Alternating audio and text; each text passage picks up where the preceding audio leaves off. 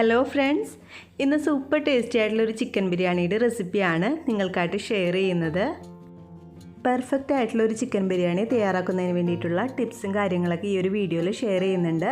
അപ്പോൾ ആ ഒരു ടിപ്സൊക്കെ നിങ്ങൾ ഫോളോ ചെയ്താൽ നിങ്ങൾക്കും പെർഫെക്റ്റ് ആയിട്ടുള്ളൊരു ചിക്കൻ ബിരിയാണി തയ്യാറാക്കി എടുക്കാനായിട്ട് പറ്റും. അപ്പോൾ ഇന്ന് നമ്മൾ ഫ്രൈഡ് ചിക്കൻ ബിരിയാണിയാണ് തയ്യാറാക്കുന്നത്. അപ്പോൾ അതിനായിട്ട് ഞാൻ 1.5 കിലോ ചിക്കൻ എടുത്തിട്ട് നന്നായിട്ട് ക്ലീൻ ആക്കിയ ശേഷം അതിലേക്ക് ഉപ്പ്, മഞ്ഞൾപ്പൊടി, മുളക് പൊടി, കുരുമുളക് പൊടി, നാരങ്ങനീര് എന്നിവ ചേർത്തിട്ട് മിക്സ് ചെയ്തിട്ട് ഫ്രിഡ്ജിൽ ഒരു 2 മണിക്കൂർ മസാല പിടിക്കാനായിട്ട് മാറ്റി വെച്ചിട്ടുണ്ടായിരുന്നു. അങ്ങനെ എടുത്തിരിക്കുന്ന ചിക്കനാണിത്. ഇനി ഇതിലേക്ക് നമുക്ക് കുറച്ച് ഇൻഗ്രീഡിയൻസും കൂടി ചേർത്ത് കൊടുക്കണം. എന്നിട്ട് വേണം നമുക്കിത് ഫ്രൈ ചെയ്തെടുക്കാനായിട്ട്. ഇതിലേക്ക് 2 ടേബിൾ സ്പൂൺ കോൺഫ്ലവർ ആഡ് ചെയ്ത് കൊടുക്കുന്നുണ്ട്. അപ്പോൾ ചിക്കൻ ഫ്രൈ ചെയ്തെടുക്കുമ്പോൾ പൊടിഞ്ഞു പോവാതിരിക്കാൻ വേണ്ടിയിട്ടാണ് നമ്മളിതിലേക്ക് കോൺഫ്ലവർ ആഡ് ചെയ്ത് കൊടുക്കുന്നത്. കോൺഫ്ലവർ ഇല്ലാന്നുണ്ടെങ്കിൽ അതിന് പകരം അരിപ്പൊടി ആഡ് ചെയ്ത് കൊടുത്താൽ മതി. ഇനി ഇതിലേക്ക് ഒരു മുട്ടയുടെ വെള്ളയും കൂടി നമുക്ക് ആഡ് ചെയ്ത് കൊടുക്കാം. എന്നിട്ട് നന്നായിട്ടൊന്ന് മിക്സ് ചെയ്തിട്ട് നമുക്കിതപ്പോൾ തന്നെ ഫ്രൈ ചെയ്തെടുക്കാം. ഈ ചിക്കൻ നമ്മൾ ആദ്യം മാരിനേറ്റ് ചെയ്ത് വെച്ചപ്പോൾ കോൺഫ്ലവർ മുട്ടയൊന്നും ആഡ് ചെയ്ത് കൊടുക്കരുത് കേട്ടോ. ലാസ്റ്റ് നമ്മൾ വറുക്കണേന് തൊട്ട് മുന്നായിട്ട് ആഡ് ചെയ്ത് കൊടുത്താൽ മതി. അപ്പോൾ മുട്ടയും കോൺഫ്ലവറൊക്കെ ഇട്ടിട്ട് നമ്മൾ മിക്സ് ചെയ്ത് വെച്ചാൽ പിന്നെ മസാല പിടിക്കാനായിട്ട് കുറച്ചൊരു ബുദ്ധിമുട്ടായിരിക്കുള്ളൂ. ഇപ്പോൾ കോൺഫ്ലവറും മുട്ടയൊക്കെ ചേർത്തിട്ട് ചിക്കൻ നന്നായിട്ടൊന്ന് മിക്സ് ചെയ്തെടുത്തിട്ടുണ്ട്. നിങ്ങൾക്ക് വേണമെന്നുണ്ടെങ്കിൽ മുട്ട ഫുള്ളായിട്ട് ചേർത്ത് കൊടുക്കാം കേട്ടോ. ഞാനിപ്പോൾ മുട്ടയുടെ വൈറ്റ് മാത്രമേ ആഡ് ചെയ്യുന്നുള്ളൂ. അപ്പോൾ നമുക്കിനിത് എണ്ണയിലിട്ടിട്ട് പൊരിച്ചെടുക്കാം. ചിക്കൻ വറുത്തെടുക്കാനായിട്ട് ഞാനിപ്പോൾ വെളിച്ചെണ്ണയാണ് യൂസ് ചെയ്യുന്നത്. വെളിച്ചെണ്ണ അത്യാവശ്യം നന്നായിട്ടൊന്ന് ചൂടായിട്ട് വരുമ്പോൾ ഇതിലേക്ക് നമുക്ക് ചിക്കൻ്റെ പീസസ് ചേർത്ത് കൊടുക്കാം. 2 പ്രാവശ്യമായിട്ടാണ് ഞാനിപ്പോൾ ചിക്കൻ വറുത്തെടുക്കുന്നത്. ഏകദേശം 1.5 കിലോ ചിക്കൻ ഉണ്ട്. പിന്നെ നിങ്ങൾ ചിക്കൻ ബിരിയാണിക്ക് ചിക്കൻ വാങ്ങിക്കുമ്പോൾ കുറച്ച് വലിയ പീസായിട്ട് തന്നെ ബിരിയാണി കട്ടായിട്ട് തന്നെ വാങ്ങിയിട്ട് വേണം ഫ്രൈ ചെയ്തെടുക്കാനായിട്ട്.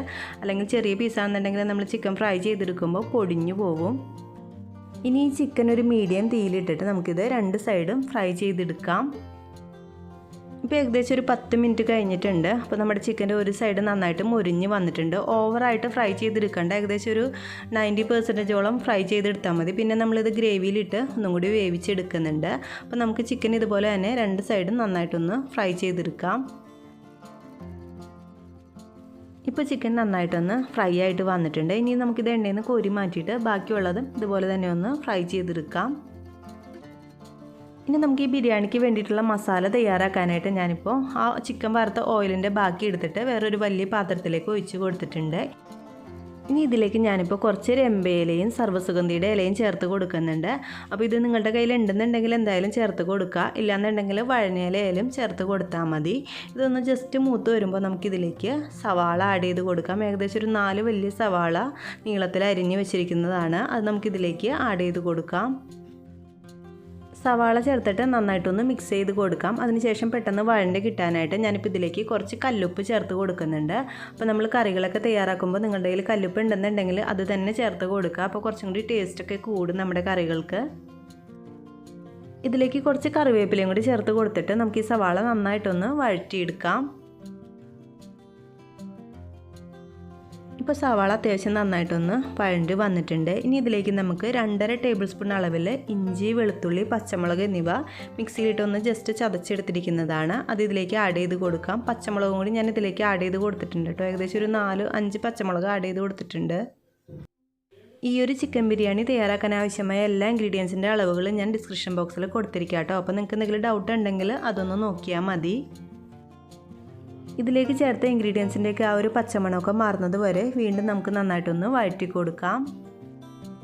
നന്നായിട്ടൊന്ന് വഴണ്ട് വന്ന ശേഷം നമുക്കിതിലേക്ക് 1/2 ടീസ്പൂൺ മഞ്ഞൾപ്പൊടി, 1/2 ടീസ്പൂൺ തന്നെ മുളക് പൊടി ചേർത്ത് കൊടുക്കുന്നുണ്ട്. പിന്നെ ഒരു 1/4 ടീസ്പൂൺ കുരുമുളക് പൊടി, 2 ടേബിൾ സ്പൂൺ അളവിൽ ബിരിയാണി മസാലയും കൂടി ചേർത്ത് കൊടുക്കുന്നുണ്ട്. ബിരിയാണി മസാല ഇല്ലാന്നുണ്ടെങ്കിൽ ചിക്കൻ മസാല ആയാലും ചേർത്ത് കൊടുത്താൽ മതി. അപ്പോൾ നമ്മളിത് ഒരുപാട് സ്പൈസി ആയിട്ടുള്ള ബിരിയാണി അല്ല തയ്യാറാക്കുന്നത്. അപ്പോൾ നിങ്ങളുടെ സ്പൈസിൻ്റെ അളവ് അനുസരിച്ചിട്ട് നിങ്ങൾക്ക് വേണമെന്നുണ്ടെങ്കിൽ ഇതിൽ മാറ്റങ്ങൾ വരുത്താം. ഇതിലേക്ക് ചേർത്ത പൊടികളുടെയൊക്കെ പച്ചമണം മാറുന്നത് വരെ നന്നായിട്ടൊന്ന് 2-3 മിനിറ്റ് വഴറ്റി കൊടുക്കണം. അതിനുശേഷം നമുക്കിതിലേക്ക് ഒരു 3 മീഡിയം സൈസ് തക്കാളി നീളത്തിൽ അരിഞ്ഞതും കൂടി ചേർത്തിട്ട് വീണ്ടും നന്നായിട്ടൊന്ന് വഴറ്റി കൊടുക്കാം. തക്കാളി ചേർത്ത ശേഷം പെട്ടെന്നൊന്ന് വഴണ്ടി കിട്ടാനായിട്ട് നമുക്കിത് 2-3 മിനിറ്റ് ഒന്ന് അടച്ച് വയ്ക്കാം. ഇപ്പോൾ തക്കാളിയൊക്കെ നന്നായിട്ട് വഴണ്ട് വന്നിട്ടുണ്ട്, ആ മസാലയിലേക്ക് ചേർന്ന് വന്നിട്ടുണ്ട്. ഇനി ഇതിലേക്ക് നമ്മൾ കുറച്ച് കാഷ്യൂ പേസ്റ്റാണ് ചേർത്ത് കൊടുക്കുന്നത്. അപ്പോൾ ചിക്കൻ ബിരിയാണിക്ക് നല്ലൊരു ടേസ്റ്റ് കിട്ടാൻ വേണ്ടിയിട്ട് ഈ ഒരു കാഷ്യൂ പേസ്റ്റ് എന്തായാലും നിങ്ങൾ ആഡ് ചെയ്ത് കൊടുക്കുക. ഇപ്പോൾ നിങ്ങളുടെ അടുത്ത് കാഷ്യൂ പേസ്റ്റ് ഇല്ലയെന്നുണ്ടെങ്കിൽ അതിന് പകരം വേണമെന്നുണ്ടെങ്കിൽ തൈര് ആഡ് ചെയ്ത് കൊടുത്താലും മതി. അധികം പുളിയില്ലാത്ത കട്ട തൈര് ആഡ് ചെയ്ത് കൊടുത്താലും മതി. പക്ഷേ കാഷ്യൂ പേസ്റ്റ് ചേർത്താൽ നല്ല ടേസ്റ്റ് ആയിരിക്കും ഈ ഒരു ഗ്രേവിക്ക്. ഏകദേശം ഒരു 10 കാഷ്നട്ട് വെള്ളത്തിലൊന്ന് കുതിർത്തിയ ശേഷം കുറച്ച് വെള്ളത്തിലിട്ട് മിക്സിയിലിട്ടൊന്ന് അരച്ചെടുത്തിരിക്കുന്ന പേസ്റ്റാണിത്. അപ്പോൾ ഇത് ആഡ് ചെയ്ത് കൊടുത്തിട്ട് എണ്ണ തിരിഞ്ഞ ശേഷം നമ്മൾ വീണ്ടും ഇതിലേക്ക് ഒരു സ്പെഷ്യൽ ഇൻഗ്രീഡിയൻറ്റും കൂടി ആഡ് ചെയ്ത് കൊടുക്കുന്നുണ്ട്. കുറച്ച് പൈനാപ്പിളിൻ്റെ ജ്യൂസാണ് ആഡ് ചെയ്ത് കൊടുക്കുന്നത്.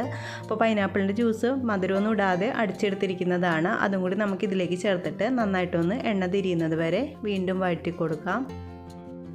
ഇതിലേക്ക് പൈനാപ്പിളിൻ്റെ ജ്യൂസ് അല്ലെങ്കിൽ അതിന് പകരമായിട്ട് പൈനാപ്പിളിൻ്റെ പീസസ് ചെറുതായിട്ട് കട്ട് ചെയ്തിട്ട് വഴറ്റിയെടുത്താലും മതി. എണ്ണ നന്നായിട്ട് തിരിഞ്ഞ് വന്ന ശേഷം ഇതിലേക്ക് 1 ടീസ്പൂൺ നെയ്യും കൂടി ചേർത്ത് കൊടുക്കുന്നുണ്ട്. അപ്പോൾ നമ്മളിതിലേക്ക് നെയ്യും കാഷ്നട്ടിൻ്റെ പേസ്റ്റും പൈനാപ്പിളിൻ്റെ ജ്യൂസസൊക്കെ ആഡ് ചെയ്തുകൊണ്ട് തന്നെ ഈ ഒരു ഗ്രേവിക്ക് ഒരു പ്രത്യേക ടേസ്റ്റാണ്. അപ്പോൾ നിങ്ങളിനി ചിക്കൻ ബിരിയാണി തയ്യാറാക്കുമ്പോൾ ഈ ഒരു രീതിയിൽ ഗ്രേവി ഒന്ന് തയ്യാറാക്കി നോക്കൂ കേട്ടോ. ഇനി ലാസ്റ്റായിട്ട് ഇതിലേക്ക് വറുത്ത് വെച്ചിരിക്കുന്ന ചിക്കൻ്റെ പീസസും കൂടി ചേർത്തിട്ട് നന്നായിട്ടൊന്ന് മിക്സ് ചെയ്ത് കൊടുക്കാം. മീഡിയം ഫ്ലെയിമിലിട്ടിട്ട് വേണം ഇതൊക്കെ ചെയ്യാനായിട്ട്. അപ്പോൾ നന്നായിട്ടൊന്ന് മിക്സ് ചെയ്ത് കൊടുത്ത ശേഷം ഇതൊന്ന് സോഫ്റ്റായിട്ട് കിട്ടാൻ വേണ്ടിയിട്ട് കുറച്ച് ചൂടുവെള്ളം ഒഴിച്ച് കൊടുക്കുന്നുണ്ട്. പച്ചവെള്ളം ഒഴിച്ച് കൊടുക്കരുത്, ചൂടുവെള്ളം വേണം ഒഴിച്ച് കൊടുക്കാനായിട്ട്. 2-3 മിനിറ്റ് നന്നായിട്ടൊന്ന് വഴറ്റി കൊടുത്ത ശേഷം വേണം കേട്ടോ ചൂടുവെള്ളം ഒഴിച്ച് കൊടുക്കാനായിട്ട്. അതിനുശേഷം നമുക്കിത് നന്നായിട്ടൊന്ന് മിക്സ് ചെയ്ത് കൊടുത്തിട്ട് 5 മിനിറ്റ് ഒന്ന് അടച്ച് വെച്ചിട്ട് ലോ ഫ്ലെയിമിലിട്ടിട്ടൊന്ന് വേവിച്ചെടുക്കാം. അപ്പോൾ ചിക്കനിലേക്ക് ആ ഒരു മസാലയ്ക്ക് നന്നായിട്ട് പിടിച്ചിട്ട് ചിക്കൻ കുറച്ചുകൂടി നല്ല സോഫ്റ്റായിട്ട് വരികയും ചെയ്യും. ഇപ്പോൾ നമ്മുടെ ചിക്കൻ ബിരിയാണിക്കുള്ള മസാല തയ്യാറായിട്ടുണ്ട്. ലാസ്റ്റായിട്ട് ഇതിലേക്ക് കുറച്ച് മല്ലിയിലയും ഗരം മസാലയും കൂടി ആഡ് ചെയ്തിട്ട് നമുക്കിത് അടച്ച് വയ്ക്കാം. ഇനി അടുത്ത സ്റ്റെപ്പ് നമുക്ക് ബിരിയാണിക്കുള്ള റൈസ് തയ്യാറാക്കാം. ഞാനിപ്പോൾ 3/4 കിലോ അളവിൽ അലിബാബയുടെ ബിരിയാണി റൈസാണ് യൂസ് ചെയ്യുന്നത്. അത് നന്നായിട്ട് കഴുകി 3-4 വട്ടം നന്നായിട്ട് കഴുകി നല്ല ക്ലീനാക്കി എടുത്ത ശേഷമാണ് അരമണിക്കൂർ വെള്ളത്തിൽ കുതിർത്താനായിട്ട് മാറ്റി വെച്ചിരിക്കുന്നത്. കഴുകി എടുത്ത ശേഷം വേണോട്ട് ഇത് വെള്ളത്തിലിട്ട് കുതിർത്താനായിട്ട്, അല്ലെങ്കിൽ നമ്മൾ കഴുകുമ്പോൾ അരി പൊടിഞ്ഞു പോകും. അരമണിക്കൂറിന് ശേഷം അതൊരു അരിപ്പയിലേക്ക് ഇട്ടിട്ട് വെള്ളം വാലാനായിട്ട് മാറ്റി വെക്കണം. ഇനി നമുക്ക് ബിരിയാണിയിലേക്ക് ചേർക്കാനുള്ള കാഷ്നട്ടും കിസ്മസും സവാളയൊക്കെ ഒന്ന് വറുത്തെടുക്കാം. അപ്പോൾ ഞാൻ കുറച്ച് സൺഫ്ലവർ ഓയിലാണ് ഒഴിച്ച് കൊടുത്തിരിക്കുന്നത്. അതിൻ്റെ കൂടെ 1 ടീസ്പൂൺ അളവിൽ നെയ്യും കൂടി ചേർത്ത് കൊടുക്കുന്നുണ്ട്. അതൊന്ന് ചൂടായി വന്നപ്പോൾ ഇതിലേക്ക് 2 ചെറിയ സവാള നീളത്തിലരിഞ്ഞത് ചേർത്തിട്ട് നമുക്കിത് നല്ല ബ്രൗൺ കളറായിട്ടൊന്ന് വറുത്ത് കോരിയെടുക്കാം. ഈ സവാള നമ്മൾ വറുത്തെടുക്കുമ്പോൾ അതിലേക്ക് 1 നുള്ളുപ്പും 2 നുള്ളു പഞ്ചസാരയും കൂടി ചേർത്തിട്ട് വറുത്തെടുക്കണം. അപ്പോൾ നല്ല കരികരിപ്പായിട്ട് സവാള വറുത്തെടുക്കാനായിട്ട് പറ്റും. ഇപ്പോൾ സവാള ഏകദേശം ഒരു ബ്രൗൺ കളറായിട്ട് വന്നിട്ടുണ്ട്. ഇനി ഇതിലേക്ക് നമുക്ക് കാഷ്നട്ടും കിസ്മസും കൂടി ചേർത്തിട്ട് അതിൻ്റെ കൂടെ തന്നെ ഇട്ടിട്ടൊന്ന് ഫ്രൈ ചെയ്തെടുക്കാം. നമ്മൾ സവാളയൊക്കെ വറുത്ത് കോരുമല്ലോ, അതിൻ്റെ കൂടെ തന്നെ ലാസ്റ്റായിട്ട് കുറച്ച് കാഷ്നട്ടും കിസ്മസും കൂടി ഇട്ടിട്ട് വറുത്ത് കോരി എടുത്താൽ മതി. സെപ്പറേറ്റ് ഒന്നും വറുത്ത് കോരി എടുക്കേണ്ട ആവശ്യമില്ല. ഞാൻ എടുത്ത് വെച്ചിരിക്കുന്ന എണ്ണയിലേക്ക് കുറച്ച് സാജീരകം ചേർത്ത് കൊടുക്കുന്നുണ്ട്. നമ്മൾ ബിരിയാണിയിലേക്ക് ചേർക്കുന്ന ഒരു ജീരകം ഉണ്ടല്ലോ, അതാണിത്. അത് കുറച്ച് ആഡ് ചെയ്ത് കൊടുക്കുന്നുണ്ട്. പിന്നെ നമ്മൾ ഹോൾ സ്പൈസസും ആഡ് ചെയ്ത് കൊടുക്കുന്നുണ്ട്. പട്ട, ഗ്രാമ്പു, ഏലക്കായ എന്നിവയും കൂടി ആഡ് ചെയ്ത് കൊടുക്കുന്നുണ്ട്. ഇനി ഇതിലേക്ക് ചെറുതായിട്ടൊരു സവാള അരിഞ്ഞ് കൊടുത്തതും പിന്നെ കുറച്ച് സർവ്വസുഗന്ധിയുടെ ഇലയും രമ്പയിലയും കൂടി ചേർത്ത് കൊടുക്കുന്നുണ്ട്. അപ്പോൾ സർവ്വസുഗന്ധിയുടെ ഇലയും രമ്പയുടെ ഇലയൊക്കെ ഉണ്ടെന്നുണ്ടെങ്കിൽ എന്തായാലും ആഡ് ചെയ്ത് കൊടുക്കണം കേട്ടോ. നല്ലൊരു പ്രത്യേക മണവും ഫ്ലേവറൊക്കെ ഉണ്ടാവും നമ്മുടെ ബിരിയാണിക്ക്. ഇല്ലെങ്കിൽ നമ്മുടെ വഴനയില ചേർത്ത് കൊടുത്താലും മതി. എന്നിട്ട് ഇതൊന്ന് ജസ്റ്റ് ഒന്ന് മൂപ്പിച്ചെടുക്കാം. ഇതാണ് നമ്മുടെ രമ്പയില എന്ന് പറയുന്നത്. അത് മിക്കവരുടെ വീടുകളിൽ ഉണ്ടാവും. അപ്പോൾ അത് ചേർക്കുകയെന്നുണ്ടെങ്കിൽ നമ്മളെ ബിരിയാണിക്ക് ഒരു പ്രത്യേക കൊതിപ്പിക്കുന്ന ഒരു മണവും ഇരിക്കുള്ളൂ. അത്യാവശ്യം ഒന്ന് മൂത്ത് വന്നപ്പോൾ ഇതിലേക്ക് 1/2 കപ്പ് ക്യാരറ്റ് കൊത്തി എരിഞ്ഞത് ചേർത്ത് കൊടുക്കുന്നുണ്ട്. പിന്നെ 2 പച്ചമുളകും കൂടി ആഡ് ചെയ്ത് കൊടുക്കുന്നുണ്ട്. ഇതും കൂടി ചേർത്തിട്ട് ജസ്റ്റ് ഒന്ന് വീണ്ടും ഒന്ന് വഴറ്റി കൊടുക്കാം. ഒരുപാട് ബ്രൗൺ ആക്കിയിട്ടൊന്നും വഴറ്റിയെടുക്കണ്ട, ജസ്റ്റ് ഒന്ന് വഴറ്റി കൊടുത്താൽ മതി. ഈ ഒരു സ്റ്റേജിൽ നിങ്ങൾക്ക് വേണമെന്നുണ്ടെങ്കിൽ ഇതിലേക്ക് കുറച്ച് പൈനാപ്പിൾ കൊത്തി അരിഞ്ഞതും കൂടി ആഡ് ചെയ്ത് കൊടുക്കാം. അപ്പോൾ പൈനാപ്പിളും ക്യാരറ്റൊക്കെ ഓപ്ഷണലാണ്, ഉണ്ടെന്നുണ്ടെങ്കിൽ ചേർത്ത് കൊടുക്കാൻ നല്ലതാണ്. ഇനി നമുക്കിതിലേക്ക് അരമണിക്കൂർ കുതിർത്തിയിട്ട് വെള്ളം വാർത്തി വെച്ചിരിക്കുന്ന അരി ചേർത്ത് കൊടുക്കാം. എന്നിട്ടൊരു 3-4 മിനിറ്റ് നന്നായിട്ടൊന്ന് വഴറ്റി കൊടുക്കണം. അരി വെന്ത് കഴിയുമ്പോൾ കുഴഞ്ഞു പോവാതിരിക്കാൻ വേണ്ടിയിട്ടാണ് നമ്മൾ ഇതുപോലെ ഫ്രൈ ചെയ്തെടുക്കുന്നത്. 2-3 മിനിറ്റ് ഫ്രൈ ചെയ്ത ശേഷം നമുക്കിതിലേക്ക് തിളച്ച വെള്ളം ആഡ് ചെയ്ത് കൊടുക്കാം.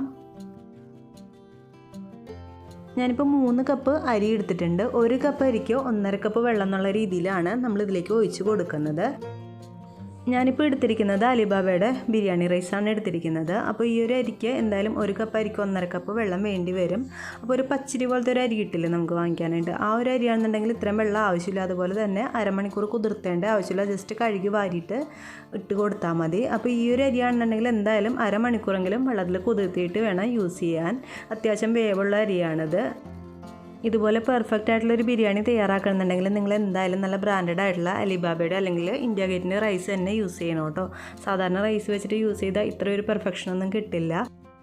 അപ്പോൾ നിങ്ങളും ബിരിയാണിയൊക്കെ തയ്യാറാക്കുമ്പോൾ അത്യാവശ്യം നല്ല റൈസ് വെച്ചിട്ട് ബിരിയാണി തയ്യാറാക്കാനായിട്ട് നോക്കുക. ബിരിയാണി റൈസ് ഓക്കെ ആയി കഴിഞ്ഞാൽ പിന്നെ പേടിക്കേണ്ട ആവശ്യമില്ല. അത്യാവശ്യം ബിരിയാണി നല്ല രീതിയിൽ തന്നെ കിട്ടും. അപ്പോൾ നല്ല ബ്രാൻഡഡ് ആയിട്ടുള്ള റൈസൊക്കെ വെച്ചിട്ട് നിങ്ങൾ എന്തായാലും തയ്യാറാക്കി നോക്കൂ.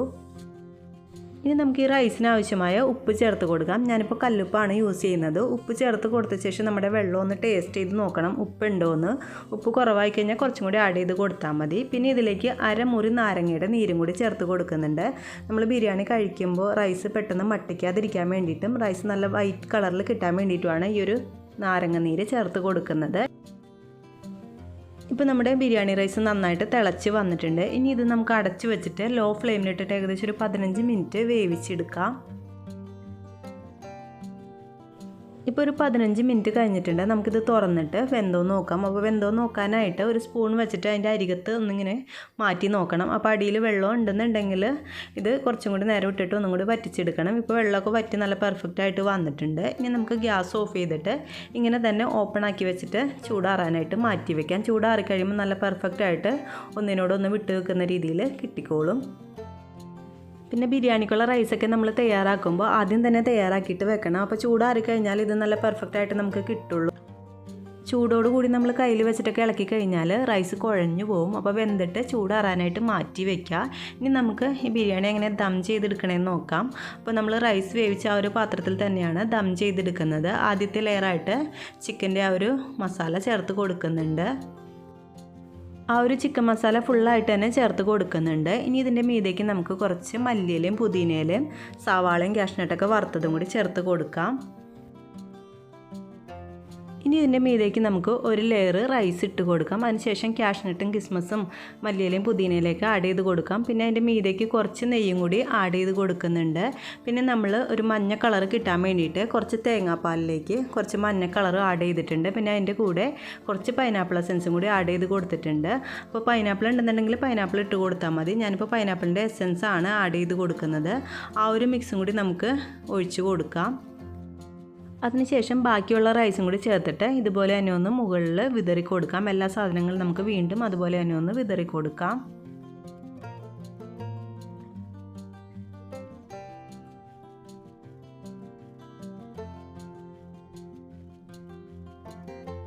ലാസ്റ്റായിട്ട് കുറച്ച് ഗരം മസാലയും കൂടി തൂവി കൊടുക്കുന്നുണ്ട്. അതിനുശേഷം നമുക്കിത് അടച്ച് വെച്ചിട്ട് ദം ചെയ്തെടുക്കാം. ഞാനിപ്പോൾ അലുമിനിയത്തിൻ്റെ ഫോയിൽ പേപ്പർ വെച്ചിട്ടാണ് അടച്ച് വെച്ച് ദം ചെയ്തെടുക്കുന്നത്. അങ്ങനെ ആകുമ്പോൾ ഒട്ടും തന്നെ എയർ പുറത്തോട്ടൊന്നും പോവില്ല. എയർ ഒട്ടും കയറാത്ത രീതിയിൽ നന്നായിട്ടൊന്ന് കവർ ചെയ്ത് കൊടുക്കണം. അതിനുശേഷം നമുക്കിതിൻ്റെ അടപ്പനും കൂടി മീതേക്ക് വെച്ച് കൊടുക്കാം. അപ്പോൾ ഇത് ദം ചെയ്തെടുക്കുമ്പോൾ നേരിട്ട് ഗ്യാസിൻ്റെ മീതേക്ക് വെക്കരുത്. അടിയിൽ എന്തെങ്കിലും നോൺ സ്റ്റിക്കിൻ്റെ പാത്രമോ അല്ലെങ്കിൽ ദോശച്ചട്ടിയോ വെച്ചിട്ട് വേണം അതിൻ്റെ മീതേക്ക് വേണം വെച്ച് കൊടുക്കാനായിട്ട്. അല്ലെങ്കിൽ അടിഭാഗം കരിഞ്ഞു പോവും. അതിനുശേഷം നമുക്കിത് ലോ ഫ്ലെയിമിലിട്ടിട്ട് ഏകദേശം ഒരു 15 മിനിറ്റ് ദം ചെയ്തെടുക്കാം. 15 മിനിറ്റ് ദം ചെയ്ത ശേഷം ഗ്യാസ് ഓഫാക്കിയിട്ട് പിന്നെ നമ്മളിത് കഴിക്കാനായിട്ട് എടുക്കുമ്പോൾ മാത്രം ഓപ്പൺ ആക്കിയാൽ മതി. അത്ര നേരം അങ്ങനെ തന്നെ അടഞ്ഞു തന്നെ ഇരുന്നോട്ടെ. അപ്പോൾ ആ ഒരു ഫ്ലേവറൊക്കെ കുറച്ചും കൂടി ബിരിയാണിയിലേക്ക് കയറിയിട്ടുണ്ടാവും. ഇപ്പോൾ നമ്മുടെ വളരെ ടേസ്റ്റി ആയിട്ടുള്ള ചിക്കൻ ബിരിയാണി തയ്യാറായിട്ടുണ്ട്. അപ്പോൾ ഇതിൻ്റെ റൈസ് കാണുമ്പോൾ തന്നെ നിങ്ങൾക്ക് അറിയാനായിട്ട് പറ്റും. നല്ല പെർഫെക്റ്റ് ആയിട്ടുള്ള ബിരിയാണി റൈസും അതുപോലെ തന്നെ നല്ല ടേസ്റ്റി ആയിട്ടുള്ള ഒരു ചിക്കൻ മസാലയുമാണ് ഇതിലുള്ളത്. അപ്പോൾ എല്ലാവരും ഈ ഒരു രീതിയിലൊന്ന് ട്രൈ ചെയ്ത് നോക്കൂ. ഈ ഒരു ടിപ്സും കാര്യങ്ങളൊക്കെ ഫോളോ ചെയ്താൽ നിങ്ങൾക്കും എന്തായാലും പെർഫെക്റ്റ് ആയിട്ടുള്ള ഒരു ബിരിയാണി തയ്യാറാക്കാനായിട്ട് പറ്റും. അപ്പോൾ എല്ലാവർക്കും ഈ ഒരു ചിക്കൻ ബിരിയാണിയുടെ റെസിപ്പി ഇഷ്ടപ്പെട്ടു എന്ന് വിചാരിക്കുന്നു. ഇഷ്ടപ്പെട്ടാൽ എന്തായാലും ഒന്ന് ട്രൈ ചെയ്ത് നോക്കാനായിട്ട് മറക്കണ്ട. ട്രൈ ചെയ്തിട്ട് നിങ്ങളുടെ അഭിപ്രായങ്ങൾ എന്നെ അറിയിക്കാനായിട്ട് മറക്കണ്ട. Thank you.